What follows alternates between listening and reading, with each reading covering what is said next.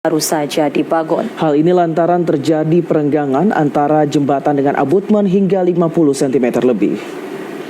Jembatan yang dibangun pemerintah Aceh Jaya tepatnya di Kampung Baru Sayeng, Kecamatan Setiabakti, kini mulai dikeluhkan warga. Jembatan yang menelan anggaran miliaran rupiah ini kini terjadi perenggangan antara jembatan dengan abutmen hingga 50 cm lebih. Hal ini menyebabkan kendaraan baik roda 2 maupun roda 4 harus berhati-hati saat melintas. Untuk menghindari kecelakaan, warga setempat menutupinya dengan sejumlah belahan pohon kelapa. Sejumlah warga setempat mengatakan terpisahnya antara jembatan dengan abutmen sudah berlangsung lama, namun hingga kini belum ada perbaikan dari pihak dinas terkait. Warga tidak tahu pasti berapa biaya dikeluarkan oleh pemerintah untuk pembangunannya, namun jembatan yang menuju ke lahan perkebunan warga tersebut mulai bermasalah.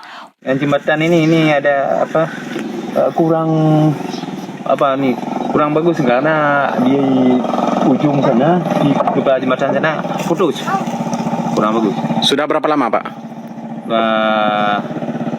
Udah lama, kira 7 bulan lebih semenjak siap dibikin ini.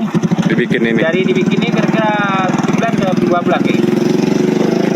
Kalau untuk masyarakat sendiri, kalau bisa untuk melewati gimana, Pak?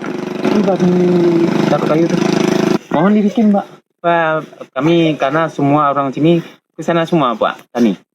Jembatan tersebut merupakan akses warga untuk melakukan berbagai kegiatan sehingga diharapkan dapat segera diperbaiki oleh pemerintah agar kegiatan warga tidak terganggu.